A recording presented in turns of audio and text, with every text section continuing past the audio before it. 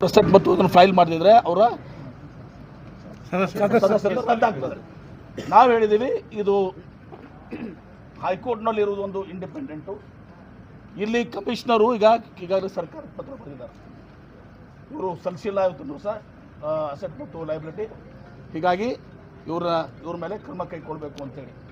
So ಹೀಗಾಗಿ ಇವರು ಸದಸ್ಯರಲ್ಲ, ಈಗ ಅಧ್ಯಕ್ಷರು ಉಪಾಧ್ಯಕ್ಷರು ಇದೆಲ್ಲನೂ ಕೂಡ ಇದು ಸರಿ ಇಲ್ಲ ಇವತ್ತು ಸಹ ಕಾನೂನಾತ್ಮಕವಾಗಿಲ್ಲ, ಮುಂದೂಡಬೇಕು ಅಂತ ಹೇಳಿದ್ದೀವಿ.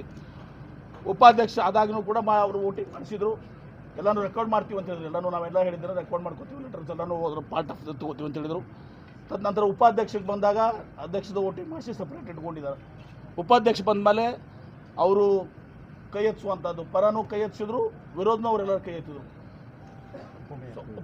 ಉಪಮೇಯರ್ಗೆ ಮತ್ತು ಪರ ಮತ್ತು ವಿರೋಧ ಕೈ ಎತ್ತಿರಲ್ಲ, ಅಸಂದೋಲ ಆಗಲ್ಲ, ಪ್ರಕ್ರಿಯೆ ಸರಿ ಇರಲಿಲ್ಲ. ಹೀಗಾಗಿ ನಾವು ಅದನ್ನು ಚುನಾವಣೆಯನ್ನು ನಾವು ರದ್ದುಪಡಿಸಲಿಕ್ಕೆ ಮಾಡ್ತೀವಿ. ಚುನಾವಣೆ ಇವತ್ತು ಈಗ RC ಅವರು ಅನೌನ್ಸ್ ಮಾಡಿ ಚುನಾವಣೆಯನ್ನು ಮುಂದೂಡಲಾಗಿದೆ ಅಂತ ಹೇಳಿ ಸರ್. ಮತದಾನಕ್ಕೆ ಹಾಕಿಕೊಟ್ಟಿದ್ದಾರೆ ರವಿಕುಮಾರ್ ಅವರು ಹೇಳಿದ್ರು. ಅದು ಆಯ್ತು. ಇಲ್ಲಿ ಕಮಿಷನರು ಕೂಡ ಸರ್ಕಾರಕ್ಕೆ ಲೆಟರ್ ಬರೆದಿದ್ದಾರೆ, ನ್ಯಾಯಾಲಯನೂ ಕ್ರಮ ಕೈಗೊಳ್ಬಹುದು, ಕಮಿಷನರ್ ಸರ್ಕಾರಕ್ಕೆ ಸರ್ಕಾರಕ್ಕೂ ಅಧಿಕಾರ ಇದೆ. ಇನ್ ಬಿಟ್ವೀನ್ ಬಿಟ್ಟು ಹೇಳ್ತೀನಿ ನಾನು, ನ್ಯಾಯಾಲಯ ಬಿಟ್ಟು ಏನು ಕಮಿಷನರ್ ಲೆಟರ್ ಬರೆದಿದೆ ಸರ್ಕಾರನೂ ಕೂಡ ಅದ್ರ ಮೇಲೆ ನಿರ್ಣಯ ತಗೋತಾರೆ ಕಾನೂನಾತ್ಮಕವಾಗಿ.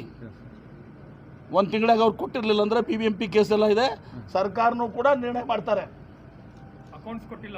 ಕೊಟ್ಟಿಲ್ಲಲ್ಲ, ಅದ್ರ ಪ್ರಕಾರ ಸರ್ಕಾರ ಕೂಡ ನಿರ್ಣಯ ಮಾಡಿ, ಸರ್ಕಾರಕ್ಕೂ ಕೂಡ ಹಾಕಿದೆ. ಬರೀ ಸುಪ್ರೀಂ ಕೋರ್ಟ್ ಹೈಕೋರ್ಟ್ ಅಷ್ಟೇ ಅಲ್ಲ, ಅವ್ರಿಗೂ ಅಧಿಕಾರ ಇದೆ, ಮತ್ತು ಹೈಕೋರ್ಟ್ಗೆ ಎಲ್ಲ ರೀತಿಯ ಅಧಿಕಾರ ಇದೆ. ಆದರೆ ಸರ್ಕಾರಕ್ಕೂ ಏನಿದೆ, ಕಮಿಷನರ್ ಪತ್ರ ಬರೆದಿದ್ದಾರೆ, ಅದ್ರ ಮೇಲೆ ಸರ್ಕಾರ ನಿರ್ಣಯ ತೆಗೆದುಕೊಳ್ತಾರೆ.